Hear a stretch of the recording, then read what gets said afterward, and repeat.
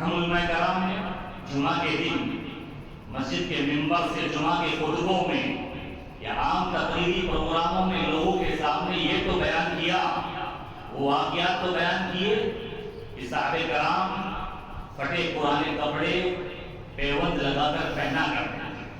یہ باتوں جو لوگوں کے سامنے بیان کی گئی کہ اللہ کے نبی صلی اللہ علیہ وسلم اور ان کے صحابہ بھوک و پیاس کی شدت کو چھپانے کے لیے اپنے پیٹ پر پتھر باندھا کرتے ہیں۔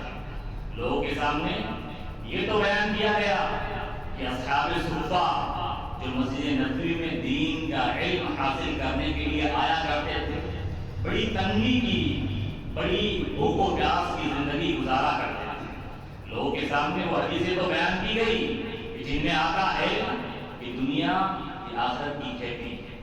دنیا کی مثال اللہ کی نظر میں اس کی حیثیت اللہ کی نگاہ میں مچھر کے پر کے برابر بھی نہیں۔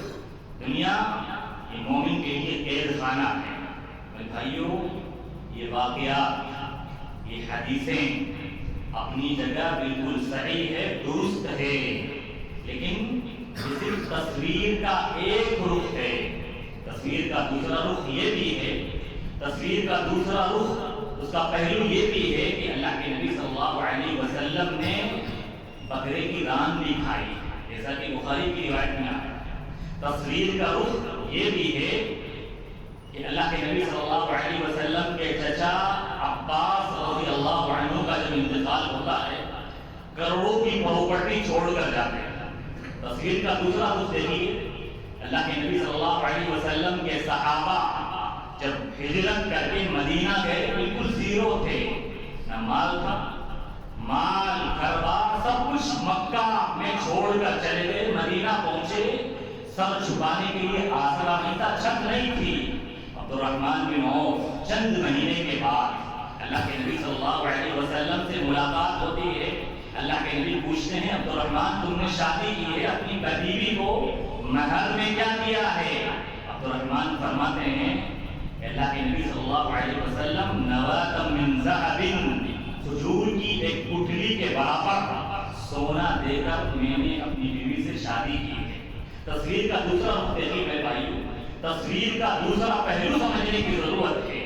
مسجد نبوی جب تنگ پڑ گئی، چھوٹی پڑ گئی، اللہ کے رسول صلی اللہ علیہ وسلم نے اعلان کیا، کوئی ہے جو پڑوسی سے مسجد خرید کر اس کو مسجد نبوی کے نام پر وقف کر دے، میں اسے جنت کی گارنٹی دیتا ہوں۔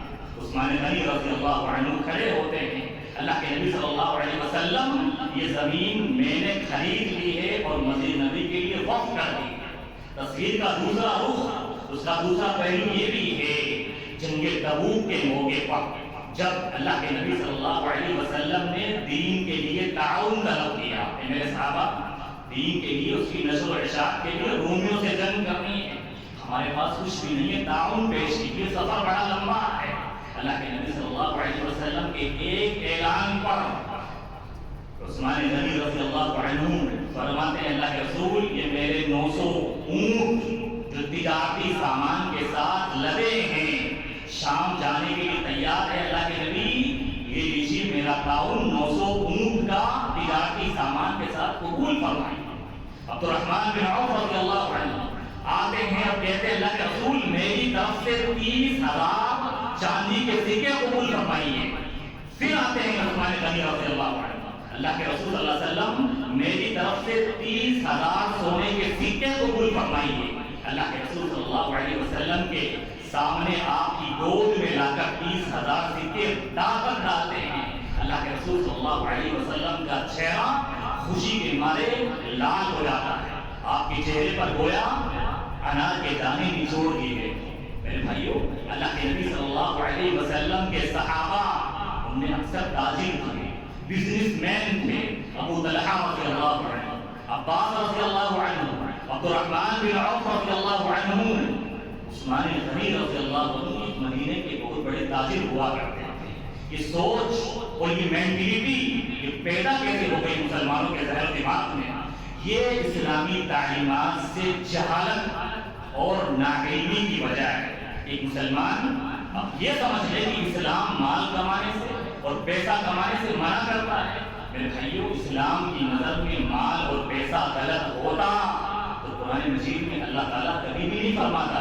اللہ نے کیا فرمایا؟ المال والبنون زینۃ الحیات الدنیا، یہ مال تمہاری دنیاوی زندگی کی رونق ہے۔ دنیا میں اگر رنگ ہے، دنیا میں اگر ڈیکوریشن ہے تو مال کی وجہ سے۔ مال کو اگر انسان کی زندگی سے نکال دیا جائے، انسان کی زندگی بے رنگ ہو جائے، بے نور ہو جائے۔ اس مال کا ذکر اللہ رب العالمین نے قرآن مجید میں 86 مرتبہ کیا ہے۔ کہیں اس کو مال کہا، کہیں اس کو المال کہا، کہیں اس کو اموال کہا، اور ایک جگہ تو اللہ رب العالمین نے اس مال کو خیر کہا۔ خیر کا مطلب ہوتا ہے تمام بھلائیاں، بھلائی اگر کسی چیز میں ہے تو مال میں ہے۔ اللہ نے فرمایا وَإِنَّهُ لِحُبِّ الْخَيْرِ لَشَدِيدٌ، مال کی محبت یہ انسان کے دل میں فطری ہے۔ میرے بھائیو، اسلام کبھی بھی مال کمانے سے منع نہیں کرتا، اسلام کبھی بھی دولت کمانے سے منع نہیں کرتا۔ اسلام کس چیز سے منع کرتا ہے؟ اسلام منع کرتا ہے بھیک مانگنے سے، دوسروں کے سامنے ہاتھ پھیلانے سے۔ اسلام منع کرتا ہے انسان نکما بن جائے، سست اور کامزور بن جائے، اور پیدائشی اور خاندانی فقیر بن جائے۔ کچھ لوگوں کا یہ پروفیشنل فقیر ہوتے ہیں۔ ہمارا خاندانی پیشہ ہے، ہمارے باپ دادا مانگتے ہوئے آئے، کھٹا کھٹا ہے، جوان ہے، تندرست ہے، لیکن ذات ہماری یہ ہے، ہمارا خاندان یہ ہے کہ ہم بھیک مانگتے ہیں، پیسہ کماتے ہیں۔ میرے بھائیو، اسلام اس چیز سے منع کرتا ہے۔ اور ایک اور اہم بات، ہمارے پاس بھائی تقریباً 1 سال سے مجھے اس تعلق سے بول رہے ہیں کہ اس بات پر خطبہ ہونا چاہیے، لوگوں کی ذہنیت صاف ہونی چاہیے، لوگوں کا برین واش ہونا چاہیے، صحیح اسلامی تعلیم لوگوں تک پہنچانی چاہیے کہ ہمارا اسلام کتنا صاف شفاف دین ہے، اس کی تعلیمات کیا ہے۔ اس کی تعلیمات میں انسان کے لیے سکون ہی سکون ہے، اس کو جاننے کی ضرورت ہے۔ اللہ رب العالمین نے کیا فرمایا سورۃ النساء کے اندر؟ وَلَا تُؤْتُوا السُّفَهَاءَ أَمْوَالَكُمُ الَّتِي جَعَلَ اللَّهُ لَكُمْ قِيَامًا، اللہ نے فرمایا تم نادانوں کو، کم عقل لوگوں کو اپنا مال مت دو، جس مال کو کہ اللہ رب العالمین نے جعل اللہ لکم قیاما، تمہارے گزر بسر کا ذریعہ بنایا ہے۔ مال کے ذریعہ تم قائم ہو، دنیا میں قائم ہو مال کے ذریعہ۔ اس مال کو نادانوں اور کم عقلوں کے ہاتھ میں مت دو۔ ہوا یہ کرتا تھا کہ جب کسی کے باپ کا انتقال ہو جایا کرتا تھا، وہ یتیم ہوتا تھا اور باپ پراپرٹی چھوڑ کے گیا ہے، دولت چھوڑ کر گیا ہے، تو اللہ رب العالمین نے حکم دیا کہ جو اس کے سرپرست بن رہے ہیں، جو اس کی کفالت کر رہے ہیں، جب تک وہ یتیم بچہ بالغ نہ ہو جائے وہ مال اس کے سپرد مت کرو، کیونکہ ابھی نادان کم عقل ہے، اس کا صحیح استعمال نہیں کر سکتا۔ میرے بھائیو، یہاں پر اللہ رب العالمین نے مال کو زندگی گزارنے کا ذریعہ، گزر بسر کا ذریعہ قرار دیا ہے۔ میرے بھائیو، ہمارے یہاں ایک چیز ہے joint family system. Joint family system ہوتا کیا ہے کہ ہمارے یہاں یہ رواج بنا ہوا ہے، باپ کی موجودگی میں بیٹا کچھ بھی کمائے اس کا کوئی حق نہیں۔ جب تک باپ زندہ ہے بیٹا کچھ بھی کمائے اس کے مال میں اس کا کوئی حق نہیں ہے، جو بھی کمائے باپ کو لا کر دے دے۔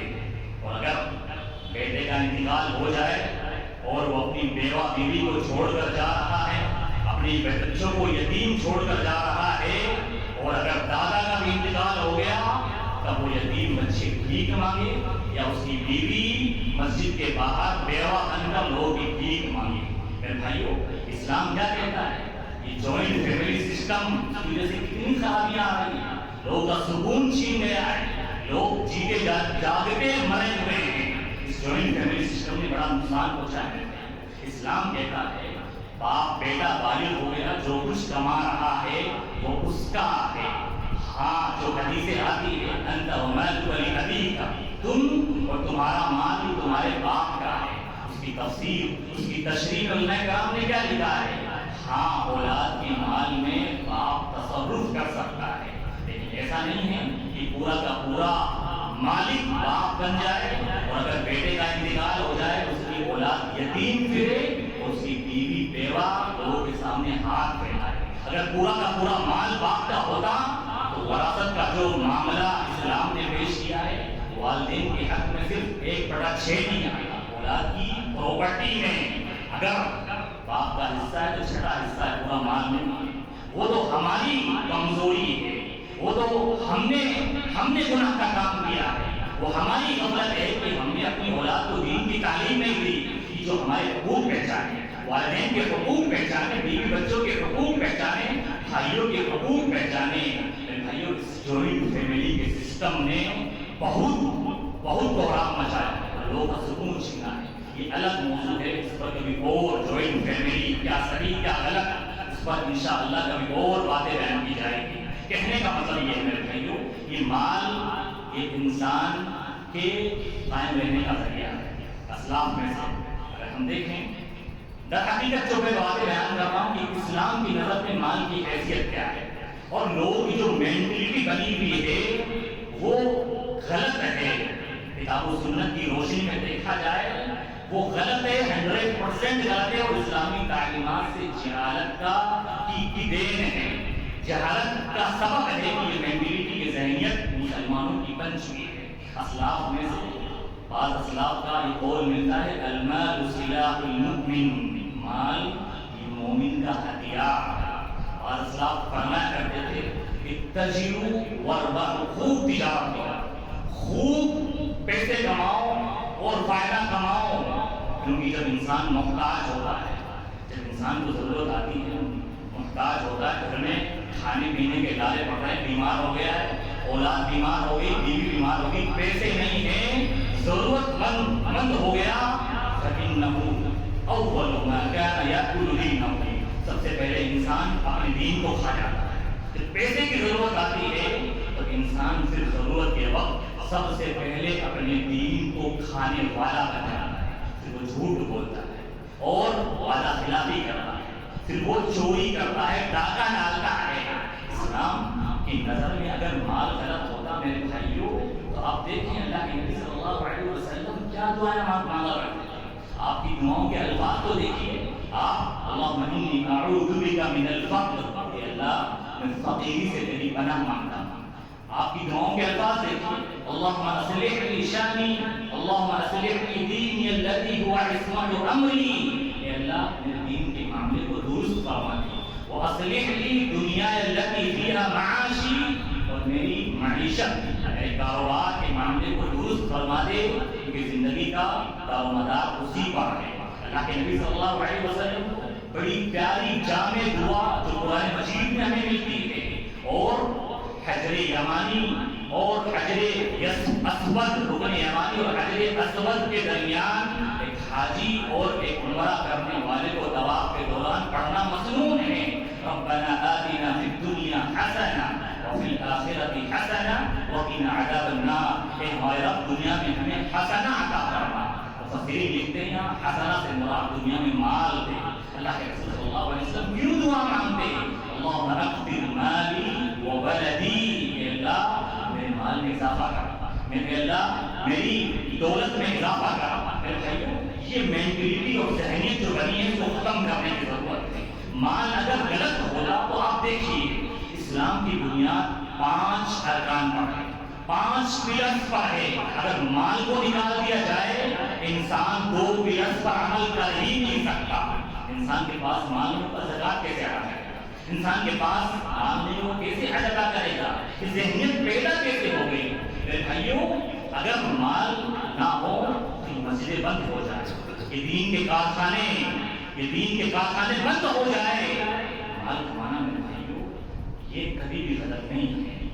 آپ دیکھیں جمعہ کا دن، جمعہ کے دن بھی مال کمانے سے چھٹی نہیں ہے، جمعہ کا دن بھی آپ کو مال کمانا ہے، سستی اور کاہلی سے کام نہیں لینا ہے۔ اللہ نے کیا فرمایا؟ یا ایھا الذین آمنوا اذا نودی للصلاۃ من یوم الجمعۃ فاسعوا الی ذکر اللہ، آج جمعہ کی اذان ہو جائے تو نماز پڑھنے آنا ہے۔ فاذا قضیت الصلاۃ فانتشروا فی الارض وابتغوا من فضل اللہ، جیسے ہی جمعہ کی نماز آپ نے ادا کر لی اب زمین میں اللہ کا فضل تلاش کرنا ہے۔ مال کو اسلام نے کبھی بھی برا نہیں کہا۔ قارون اس دنیا کا سب سے دولت مند آدمی تھا، کتنے خزانے تھے اس کے پاس، اس کے خزانوں کی مثال قرآن بیان کرتا ہے۔ ان مفاتیحہ لتنوء بالعصبۃ اولی القوہ، اس کے خزانے اس قدر زیادہ تھے کہ بڑے بڑے پہلوان، بڑے بڑے جانور اس کے خزانوں کی چابیاں اٹھایا کرتے تھے۔ اللہ نے اسے کبھی بھی مال کمانے سے منع نہیں کیا کہ قارون اب تو مال کمانا بند کر دے، رک جا، مال مت کما۔ اللہ نے کیا فرمایا؟ وَلَا تَنْسَ نَصِيبَكَ مِنَ الدُّنْيَا، دنیا میں جو تیرا حصہ ہے اس کو مت بھول۔ وَأَحْسِنْ كَمَا أَحْسَنَ اللَّهُ إِلَيْكَ، اس طرح اللہ نے تجھ پر احسان کیا ہے، لوگوں پر احسان کر، لوگوں پر خرچ کر۔ مال کمانا ہے، اب غلط کیا چیز ہے اس کو سمجھنے کی ضرورت ہے میرے بھائیو۔ مال، ہمارا اسلام کہتا ہے مال یہ انسان کی ضرورت ہے، اس کا مقصد نہیں۔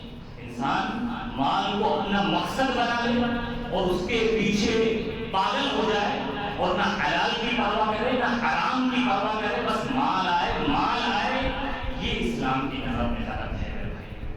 آپ مال کمائیے لیکن حلال طریقے سے کمائیے، لیکن ہمارے یہاں انسان مال کے چکر میں اس قدر دیوانہ اور پاگل، بس مال آنا چاہیے، چاہے سود سے آئے، چاہے بیاج سے آئے، چاہے بیمہ سے آئے، چاہے کیسے بھی آئے۔ آج مسلمان اس قدر بیاج خور بن چکا ہے میرے بھائیو، آج سے پہلے دور میں کسی اس طرح حرام خور نہیں تھا۔ آج ہمارے بھائی اپنے آپ کو اہل توحید کہنے والے اور کتاب و سنت کو فالو کرنے والے، وہ ایسی ایسی پرچیاں بھرتے ہیں جن پر ان کو بیاج ملتا ہے، ایسی ایسی اسکیمیں جو بینک دیتا ہے اس کو دھڑلے سے لے رہے ہیں۔ ہمارے نوجوان لوگ جو انٹرنیٹ اور کیش بیک کا استعمال کرتے ہیں، کتنی اسکیمیں ایسے ہوتی ہیں جو بینک کی طرف سے ہوتی ہے، اکثر ملتا ہے وہ حرام ہے حرام، لیکن کسی کو کوئی فرق نہیں ہے کہ اس کے پاس حرام آ رہا ہے یا اس کے پاس حلال آ رہا ہے۔ مال کے تعلق سے ہمارا اسلام کہتا ہے مال جو ہمارے پاس ہے وہ ہم اس کے اصلی مالک نہیں ہیں، اس کا اصلی مالک اللہ ہے۔ اللہ نے بطور امانت ہمیں مال کو دیا ہے۔ اللہ نے کیا فرمایا؟ وَآتُوهُم مِّن مَّالِ اللَّهِ الَّذِي آتَاكُمْ، لوگوں کو مال جو اللہ نے تمہیں دیا ہے اس کو غریبوں پر خرچ کرو، لوگوں پر احسان کرو۔ لیکن میرے بھائیو، مال جب اللہ نے دیا ہے تو مال اللہ کی مرضی کے مطابق خرچ ہونا چاہیے۔ ہم اس میں منمانی کریں اور اللہ نے جن چیزوں میں منع کیا ہے اس میں خرچ کریں اور اپنے آپ کا مسلمان ہونے کا دعویٰ کریں۔ میرے بھائیو، ہم زبان سے مسلمان ہو سکتے ہیں، اپنے عمل سے اس بات کا ثبوت دیتے ہیں کہ ہمیں اللہ اور اس کے رسول کے احکامات کی کوئی ضرورت نہیں۔ مال جب اللہ نے دیا ہے وہیں خرچ کیجیے جہاں اللہ چاہتا ہے۔ دیکھیے شادی سے پہلے سگائی میں اللہ کی پناہ 5-5 لاکھ روپے خرچ کیا۔ ابھی ایک بھائی نے مجھے چند دن پہلے دعوت دی، سگائی کا فنکشن ہے اور بہت بڑا میں نے فنکشن رکھا ہے، آپ کو آنا ہے۔ میں نے کہا اگر اللہ کے علم میں وہ رشتہ نہ لکھا ہوا اور بعد میں ٹوٹ گیا تو آپ کیا کریں گے؟ پھر دشمنیاں مول لیں گے، لڑائیں گے، جھگڑیں گے۔ ابھی تو آپ خرچے کر رہے ہیں لوگوں کو دکھانے کے لیے، جو بھی شان و شوکت کے لیے آپ سگائی میں 5 لاکھ روپے خرچ کر رہے ہیں، مسجد کے نام پر آپ سے 100 روپے نہیں کرتے ہیں۔ جو لوگ باراتوں میں لوگوں پر گڈیاں لٹاتے ہیں، ہم نے ان لوگوں کو مسجد میں جمعے کے دن 100 روپے کا چھٹا یا 10 روپے چھٹے تلاش کرتے ہوئے دیکھا ہے۔ میرے بھائیو، مال اللہ کا ہے، اس کو وہیں خرچ کیجیے جہاں اللہ چاہتا ہے۔ آدمی 25-25 ہزار کے جوتے خریدے، 25-25 ہزار کا پہننے کا جوتا خریدے اور حرام کاموں میں اس کو لگائے، عیاشی میں لگائے۔ ایک بھائی نے بولا 50 سگریٹ دن کی پیتا ہوں۔ بھائیو، یہ اللہ کے مال کا غلط استعمال کرے، نعمت کی ناقدری کرے۔ 50 سگریٹ دن کے پھونک کے تم کون سی پڑھائی ظاہر کر رہے ہو؟ تم دنیا کی نظر میں اگرچہ اچھے ہو، اسلام کی نظر میں تم سے زیادہ بیوقوف ہوئے۔ تم شادیوں میں اور جہیز میں اور باراتوں میں اور ایک سی ایک رسموں میں جس کا اسلام سے کوئی تعلق نہیں ہے تم خرچے کرو اور تم اپنے آپ کو اہل توحید سمجھو، پکا سمجھا مسلمان سمجھو۔ بھائیو، جو دل میں آیا وہ کر لیا اور جو آیا چھوڑ دیا۔ اسلام کی جو تعلیمات اچھی لگی اس کو مان لی اور جو اچھی نہیں لگی، مزاج کے مطابق نہیں لگی، اس کو چھوڑ دی۔ افتؤمنون ببعض الکتاب وتکفرون ببعض الکتاب وتکفرون ببعض، یا بعض اللہ کے احکام کو مان لیتے ہو، بعض رسول کے احکام کو مان لیتے ہو، بعض کو چھوڑ دیتے ہو، منمانی دین بنایا ہے، دین کو تم اپنی خواہشات کے مطابق چلتے ہو۔ بھائیو، فضول خرچی سے اسلام سخت منع کرتا ہے۔ آپ 50 سگریٹ یا 100 روپے کا گٹکا کھا رہے ہیں اور لوگوں کے سامنے بڑائی کر رہے ہیں۔ بھائیو، 100 روپے ڈیلی کے حساب سے 3000 بندے، ہماری نوجوان نسل جو پیسے کے تعلق سے انا اور تکبر اور بڑائی میں، ہم جیسا کوئی مالدار نہیں، ہم جیسا کوئی پیسے والا نہیں، اور 100 روپے دن میں صرف گٹکے میں اڑا دیں۔ 3000 روپے مہینے سے کسی غریب کا گھر چل سکتا ہے۔ بہت سارے لوگ جن کے پاس، بہت سارے بچے جن کے پاس پڑھنے کے لیے پیسے نہیں ہیں، بہت سارے بیوائیں جن کے پاس کھانے کے لیے ضرورت نہیں ہے، بہت ساری بیوائیں جن کی بیٹیاں ہیں، نکاح کے لیے پیسہ نہیں ہے۔ میرے بھائیو، آپ اپنے مال کو اس میں استعمال کریں کہ اللہ تمہیں تم سے راضی ہو اور اللہ تمہیں خوب دے۔ ہمارے یہاں ہوتا کیا ہے، جو آدمی جس کے پاس پیسے ہیں وہ جمع کر کے رکھتا ہے۔ میرے بھائیو، کبھی بھی مال جمع کرنے کی نیت سے مت کماؤ۔ جمع کرنے کی نیت سے مال کمانا ہی غلط ہے، ہمارا اسلام کہتا ہے۔ عبدالرحمن بن عوف رضی اللہ عنہ مدینے کے سب سے بڑے تاجر تھے، اللہ نے خوب نوازا تھا۔ پوچھنے والے نے پوچھا کہ عبدالرحمن بن عوف، آخر تمہاری اس ترقی کا راز کیا ہے کہ تمہارے مال میں اللہ بہت برکت دے رہا ہے؟ عبدالرحمن بن عوف رضی اللہ عنہ نے فرمایا، آج تک مال میں نے جمع کرنے کی نیت سے نہیں کمایا، کبھی بھی مال جمع کرنے کی نیت سے کمایا نہیں۔ جب بھی مال کمایا یہ نیت ہوگی کہ اس مال سے مجھے اللہ کو راضی کیسے کرنا ہے، آخرت میں گھر کیسے بنانا ہے۔ وہ گھر جس کو دنیا میں انسان خود کھڑا ہو کر بناتا ہے، کوئی ہے جو یہ دعویٰ کر سکے کہ میری اولاد جس گھر کو میں نے خود بنایا ہے میرے مرنے کے بعد اسی کا رہے گی؟ اولاد کتنا پیار ہوتا ہے باپ سے بات۔ میرے بھائیو، کوئی بھی اولاد باپ کے مرنے کے بعد چند گھنٹے، 8 گھنٹے، 10 گھنٹے، 24 گھنٹے، زیادہ سے زیادہ 2 دن اس کے بعد کوئی بھی اولاد تیار نہیں ہوتی اپنے باپ کو اپنے گھر میں رکھ لے، بلکہ یہ چاہتی ہے کب میرے باپ کو دفنائیں، کب نہلائیں اور قبرستان تک پہنچا دے، اور غموں کے جو پہاڑ ہم پر ٹوٹ رہے ہیں، ہم سے لوگ ملنے آ رہے ہیں، یہ غم تھوڑا کم ہو۔ اس مال کو انسان جمع کرنے کے لیے جو مال کی لوگوں میں تقسیم ہونا ہے، اس کے وارث دوسرے لوگ بننے ہیں۔